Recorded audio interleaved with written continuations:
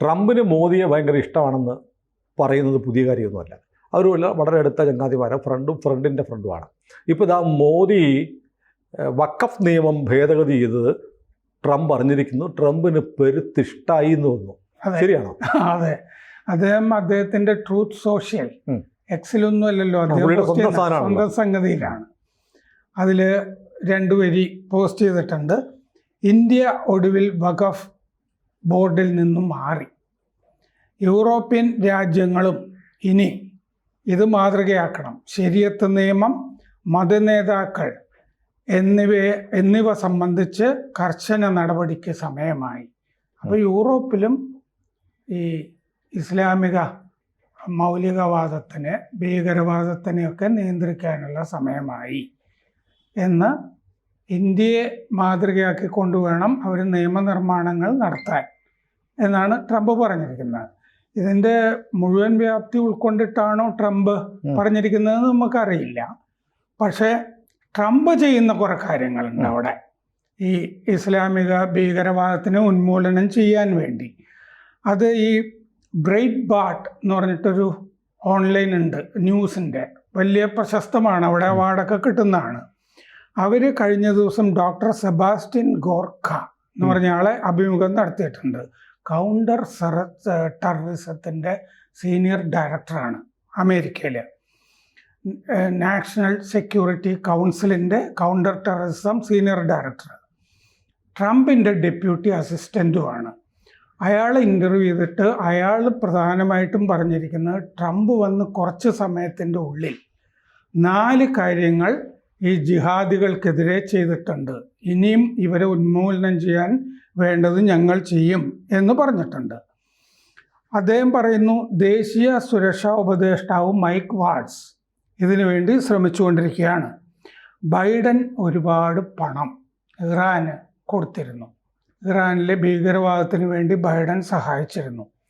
നെതന്യാഹുവിനോട് Biden മോശമായിട്ടാണ് പെരുമാറിയിരുന്നത്. എന്നിട്ട് ഈ 4 കാര്യങ്ങൾ പ്രധാനമായിട്ട് പറഞ്ഞത് ISI റിക്രൂട്ടർമാരെ സൊമാലിയയിലൊരു ഗുഹയിൽ പോയി ആക്രമിച്ച് തീർത്തു. ISI ഇസ്ലാമിക് സ്റ്റേറ്റിനെതിരായ ആക്രമണം സൊമാലിയയിൽ നടത്തി. 2, ഈ ആബി ഗേറ്റ് ബോംബിംഗ്, അതായത് അഫ്ഗാനിസ്ഥാനിൽ നിന്ന് 2021 അമേരിക്കൻ സേന പിൻവാങ്ങുമ്പോൾ അവിടെ അമേരിക്കൻ സേനയ്ക്കെതിരെ ഒരാക്രമണം നടന്നു, ബോംബാക്രമണം, ആബി ഗേറ്റ്. അതുമായി ബന്ധപ്പെട്ട ഹമീദ് കർസായ് എയർപോർട്ടിൽ 2021 അങ്ങനെ ആക്രമണം നടത്തിയതിൻ്റെ സൂത്രധാരനെ അമേരിക്ക പിടിച്ചു. 3ാമത്തത് ഈ ഇറാഖിലെ ISIയുടെ എമീറിനെ പിടിച്ചു. 4ാമത്തത് ഹൂത്തികൾക്കെതിരെ ഇപ്പോൾ ആക്രമണങ്ങൾ നടത്തിക്കൊണ്ടിരിക്കുന്നു, ഹൂത്തികളെ ഉന്മൂലനം ചെയ്തിരിക്കും എന്ന് പറയുന്നു. ഇത് ഈ ഇറാഖിലെ ഈ ISIയുടെ എമീറിനെ പിടിച്ചു എന്ന് പറയുന്നത് നമ്മുടെ മാധ്യമങ്ങളിൽ വന്നിട്ടേ ഇല്ല. ഈ കഴിഞ്ഞ മാസമാണ് അത് നടന്നത്. അത് അബ്ദുള്ള മാക്കി മൊസ്ലെ അൽ റഫാക്കി എന്ന് പറഞ്ഞ ആളെ കൈകാര്യം ചെയ്താണ് ഈ പറയുന്നത്. അയാൾ ISന്റെ ഫോറിൻ ഓപ്പറേഷൻസ് നേതാവായിരുന്നു ഇറാഖിലെ. ISന്റെ ഉപ കാലിഫുമായിരുന്നു അയാൾ. 2023 ഇയാൾക്കെതിരെ ഉപരോധം പ്രഖ്യാപിച്ചിരുന്നു അമേരിക്ക.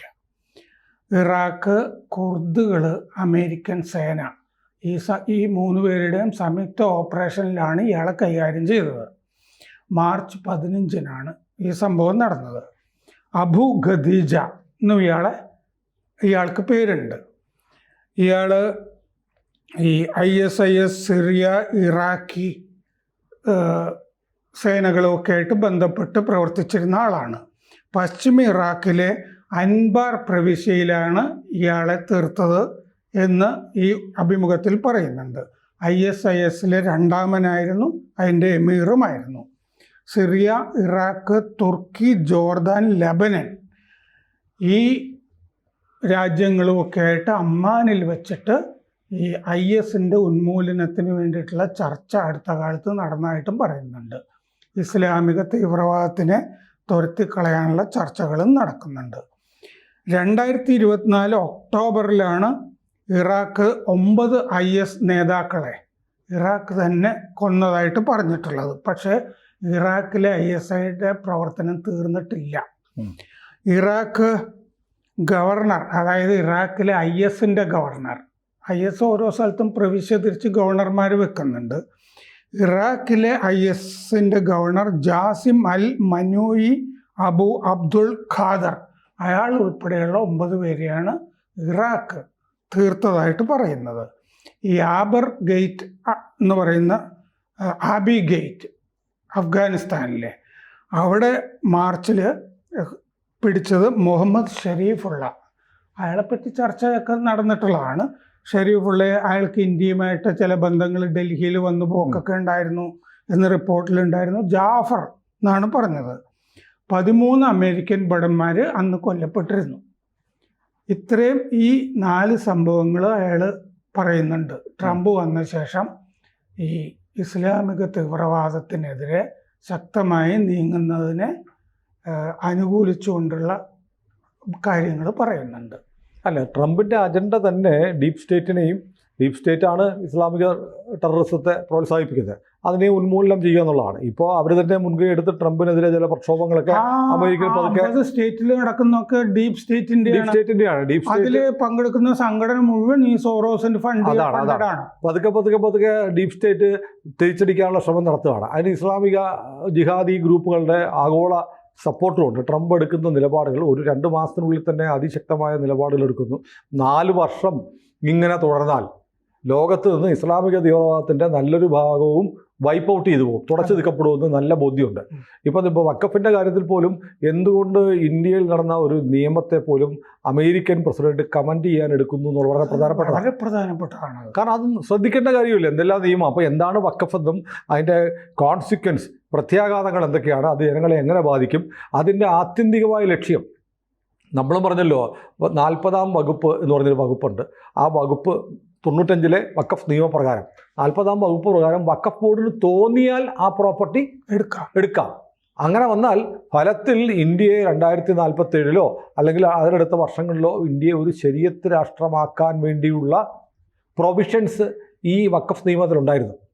അതിനെ അബോളിഷ് ചെയ്തു എന്നുള്ളത് അമേരിക്ക വളരെ കൃത്യമായി മനസ്സിലാക്കിയിരിക്കുന്നു, അല്ലേ? അതെ, മാത്രമല്ല നമ്മുടെ ഇപ്പോഴത്തെ വഖഫ് ഭേദഗതി കൊണ്ട് വഖഫുമായി ബന്ധപ്പെട്ട ഒരുമാതിരി പ്രശ്നങ്ങളൊക്കെ തീരുന്നു. കാരണം ASIയുടെ സംരക്ഷിത സ്മാരകങ്ങളൊന്നും വഖഫാണെന്ന് അല്ല, എനിക്കതിനകത്തൊരു അഭിപ്രായ വ്യത്യാസം തോന്നിയ ഒരു കാര്യമുണ്ട്. അതായത് വഖഫ് ബൈ യൂസർ എന്നൊരു സാധനം ഉണ്ടല്ലോ, അതിനകത്ത് ഇത്തിരി വെള്ളം ചേർത്തതായിട്ട് എനിക്കൊരു ഫീലുണ്ട്. കാരണം വഖഫ് ബൈ യൂസർ എന്ന് പറഞ്ഞാൽ ഒരാൾ ഉപയോഗിച്ചുകൊണ്ടിരിക്കുന്ന കെട്ടിടം, പറമ്പ്, എന്തു ആവട്ടെ, അത് ഉപയോഗിച്ചുകൊണ്ടിരിക്കുന്ന ആൾ, ഉടമസ്ഥൻ വേറെയാണ്. അത് വഖഫിന് ദാനം ചെയ്താൽ വഖഫായി മാറും. അത് അങ്ങനെയാണെങ്കിൽ നമ്മൾ വാടകയ്ക്ക് കൊടുക്കുന്നൊരു കെട്ടിടം, വാടകയ്ക്ക് കൊടുത്തൊരു ഗ്രൗണ്ട്, വാടകയ്ക്ക് കൊടുക്കുന്നൊരു വാഹനം പോലും വേണമെങ്കിൽ ഈ വകുപ്പ് ദുരുപയോഗം ചെയ്ത് വഖഫാക്കാമായിരുന്നു. അതിൽ സർക്കാർ ഇപ്പോൾ ഈ ബില്ലിൽ പറഞ്ഞിരിക്കുന്നത് ഈ നിലവിൽ തർക്കത്തിലില്ലാത്തതും ആണെങ്കിൽ മാത്രമേ ബാധകമുള്ളൂ. മുൻകാല പ്രാബല്യം അതിനില്ല. തർക്കത്തിലില്ലാത്തത് സർക്കാർ ഗവൺമെന്റ് പ്രോപ്പർട്ടി ആണെങ്കിൽ. അപ്പോൾ ഓൾറെഡി നേരത്തെ പാവങ്ങൾ ഭീഷണിക്കുമൊക്കെ വഴങ്ങി വല്ലവൻ്റെയും പ്രോപ്പർട്ടി ഇതുപോലെ വഖഫ് ബൈ യൂസ് ആയിട്ട് എടുത്തിട്ടുണ്ടെങ്കിൽ അവർക്ക് പരിഹാരം കിട്ടുന്നില്ല. പക്ഷെ തർക്കം ഉണ്ടെങ്കിൽ കിട്ടും. പക്ഷേ വഖഫ് ബൈ യൂസർ എന്നുള്ള സാധനം എടുത്തു കളയണമായിരുന്നു. അതും കളയേണ്ടതായിരുന്നു. കാരണം ഒരാൾ ഒരു സാധനം ഉപയോഗിക്കാൻ കൊടുത്തു എന്നുകൊണ്ട് അത് വഖഫാണെന്ന് പറയാൻ എങ്ങനെ പറ്റും? ഈ സംരക്ഷിത സ്മാരകങ്ങൾ വഖഫ് സ്വത്തല്ലല്ലോ ഇനി മുതൽ. അത് സർക്കാരിൻ്റെ പ്രോപ്പർട്ടി ആക്കാൻ പറ്റില്ല. അതെ, അതൊന്നും ആക്കാൻ പറ്റില്ല. അപ്പോൾ ഇപ്പോൾ അതാണ് പെട്ടെന്ന് ഇപ്പോൾ OICയുടെ ഒരു നിലവിളി വന്നിട്ടുണ്ട്. ഇനി മുതൽ സമ്പൽ പോലും വഖഫ് സ്വത്തല്ല. വഖഫ് സ്വത്തല്ല, സമ്പൽ സ്വത്തല്ല, ASIയുടെ കീഴിലുള്ള ആവത്തില്ല. എത്രയോ സ്ഥലങ്ങൾ, ശ്രീരംഗപട്ടണത്ത് ഒരു മോസ്കുമായി നമ്മൾ ബംഗാളിലെ കാര്യം ഒന്ന് ആലോചിക്കണം. ഇപ്പോൾ ഇവർ ബംഗാളിൽ ഒരു പൊതു മൈതാനം ഉണ്ടെന്നിരിക്കട്ടെ, അവിടെ കുറേ വർഷങ്ങളായി ഇത് നടത്തിക്കൊണ്ടിരിക്കുന്നു. അപ്പോൾ അവരത് ക്ലെയിം ഉണ്ടായിരുന്നു, ബൈ യൂസ്, ഉപയോഗത്തിലൂടെ അവകാശം വരുമായിരുന്നു.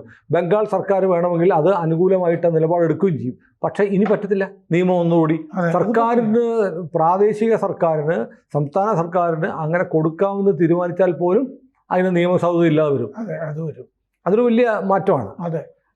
അപ്പോൾ ഈ ട്രംപ് പറഞ്ഞതിൽ ഇനി യൂറോപ്പ് ഇതിൽ നിന്ന് എന്ത് പഠിക്കും?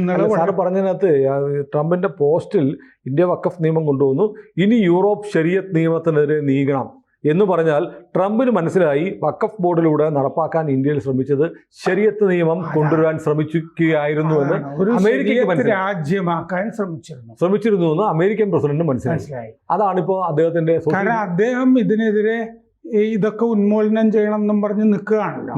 അവിടെ ഒരു വിങ് തന്നെ ഇത് സംബന്ധിച്ച് മറ്റേ വൈറ്റ് ഹൗസിൽ ഉണ്ടാക്കിയിട്ടുണ്ട് എന്ന് ഈ അഭിമുഖത്തിൽ പറയുന്നുണ്ട്. അപ്പോൾ അദ്ദേഹത്തിന് അത് കൃത്യമായിട്ട് പിടികിട്ടി. യൂറോപ്പിന് ഇത് മനസ്സിലായിരുന്നില്ല. അതാണ് ജർമ്മനി, ഫ്രാൻസ്, യു കെ പ്രധാനമായിട്ടും, ഇറ്റലി, സ്പെയിൻ തുടങ്ങിയ രാജ്യങ്ങളൊക്കെ. അപ്പോൾ അതുകൊണ്ട് ട്രംപ് ഇപ്പോൾ ഈ അനധികൃത കുടിയേറ്റത്തിനെതിരെ നടപടി എടുക്കുന്നുണ്ടല്ലോ. യൂറോപ്പും അങ്ങനത്തെ നടപടികൾ സ്വീകരിക്കണം. അതെ. കൂടുതൽ വാർത്തകളും വിശേഷങ്ങളും നിങ്ങളിലേക്ക് എത്താൻ ABC മലയാളം സബ്സ്ക്രൈബ് ചെയ്യുക, ബെൽ ബട്ടണും അമർത്തുക.